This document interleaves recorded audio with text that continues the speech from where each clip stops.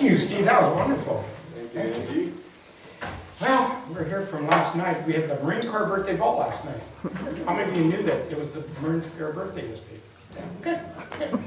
What a beautiful day. We're blessed to be here in this atmosphere of love. Celebrating and actually focusing on the empowering theme for November, gratitude and thanksgiving.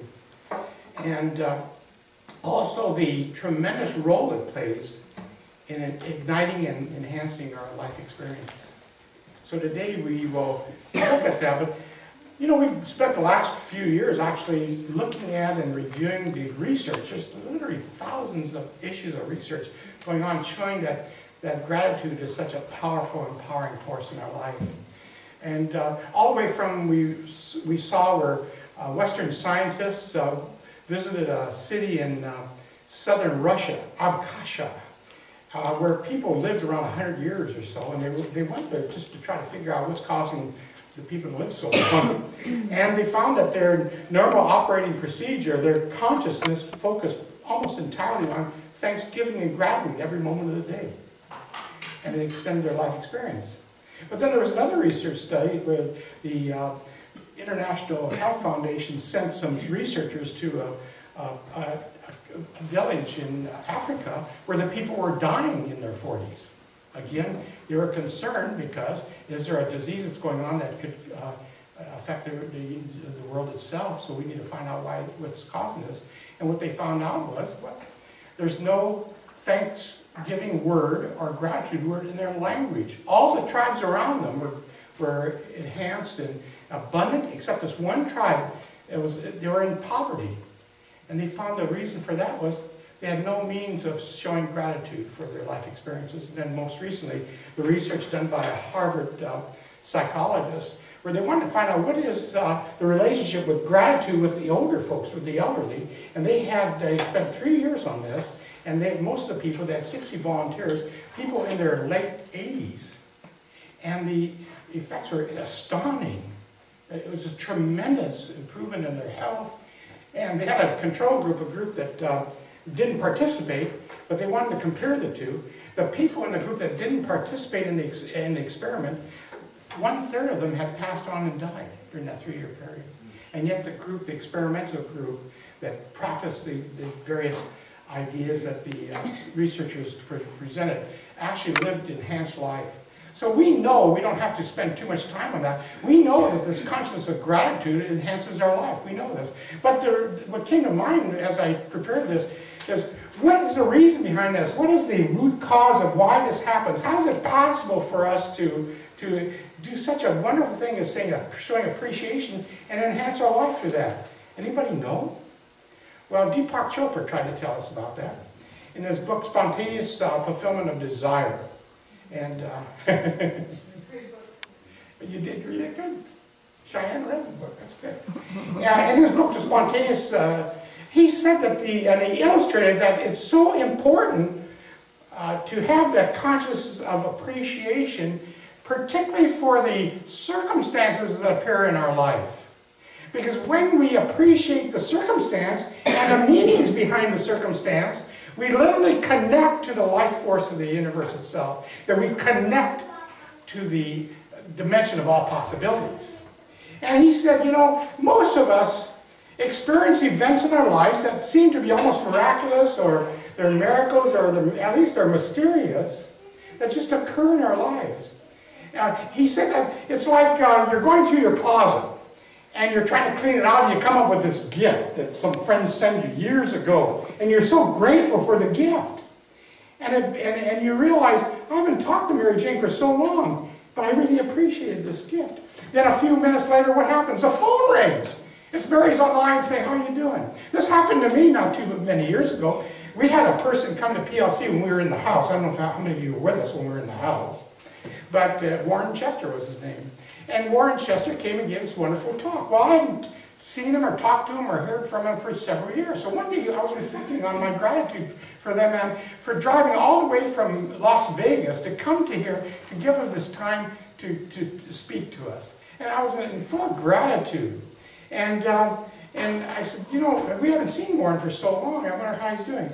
A half an hour later, the phone rings. And it was Warren. He said, I have been focusing on you. You came to my mind. I just want to know how you're doing. Isn't that incredible? What causes that? What makes that possible? Just about, 2 or 3 months ago, Stella is sitting there, and she says, you know, I retired, and I miss the kids. I'd like to get more involved with the school system. I really miss it. I said, well, what do you want to do about that? And she says, I think I'll run for the school board. Yeah. Really? And I didn't say, are you crazy? But what happens, about 3 or 4 weeks later, I'm reading the newspaper, the Sierra Star, and there's an article in the Sierra Star that says, the person representing our trustee area, where we exactly live, has moved, and the district is taking applications to fill the vacancy. What is all that about? And of course, she's on the board now. She's pretty awesome.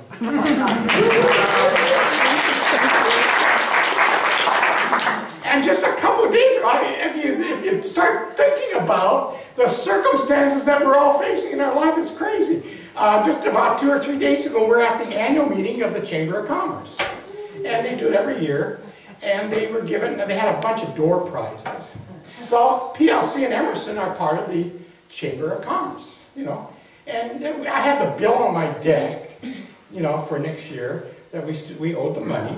And so Stella and I put in mind, and they had all kinds of gifts. There were like 90 people there. There were all kinds of door prizes. So they went through all of them, and one of the door prizes was a free membership next year to the Chamber of Commerce. And we both put in mind, and we are so grateful to have won this free. This is almost scary. It's like we're taught. We're so grateful to have this free gift next year. And they went through, they pulled out the little ticket, and they said, the winner is Angelo! And so, PLC collected $200. So the ideas, and when we look at all this stuff, although we think of this idea of coincidences as just extraordinary, it isn't extraordinary at all. He says that stream of coincidences flow through our life every day. And that we can either listen to it and pay attention to it, or we can ignore it. He says if you ignore it, so what? He says you may miss out on the chance of a lifetime. If you pay attention to it, you may enhance your life for a long period of time. So this idea of gratitude taps into this field of all possibilities very mysteriously. We don't understand all of it, but we do know that we can tap into it to redirect our life experience if we want to do that, or we can heal something, or we can do whatever, that we can tap into this, because that's our connection. Now, our own Joanne Burgess is a good example of that. And years ago, she gave me permission to do this. I hope so. But she doesn't look at YouTube anyway, so it's okay. Yeah, she does. She does sometimes. Does she? I'm in trouble. Well, Joanne, about a few years ago, she's up here. She does an awesome job. She comes up with all these unique things. And one day she told us, and it illustrates what I'm talking about. She exemplified tapping into the universal life force. She's up here and she says, one thing that I've always been leery of is my ears. Anybody remember when she talked about it several years ago? She said, my ears are too big, and I always said, you know, with these large ears, she said, I'd be so grateful if my ears were smaller. And she put that in mind. Well, the universe responded to her. And she told the story. She said she ended up with this sore on her left ear that kept getting worse and worse and worse. So she finally, she doesn't normally go to doctors, but she decided, I'll just treat for it, but I'll go to the doctor. And the doctor said this, diagnosis, you have melanoma cancer, and we're going to have to cut half of your ear off. Well, she's a practitioner of religious science, and that's her profession. She said, my God, what have I done to myself? I have directed the universal life force for a smaller ear, and it's responding. And she's like, I better change my attitude.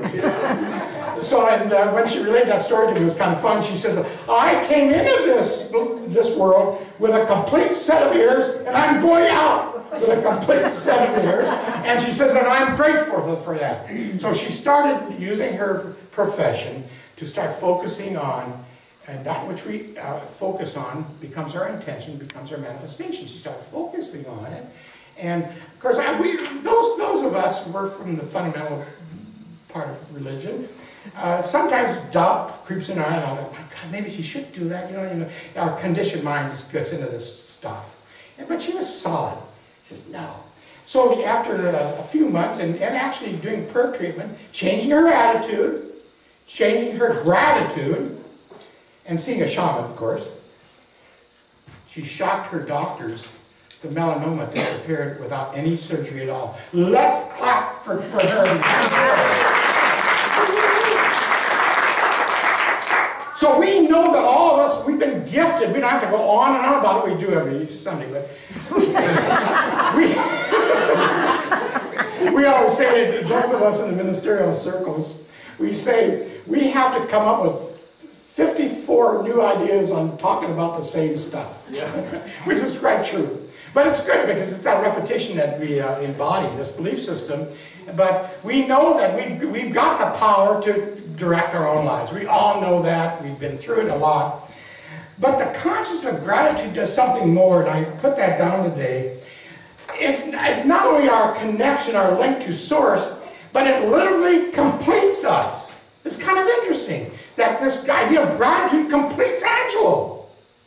That is really a major part of who I am, and if I don't use it, I'm not complete in the moment.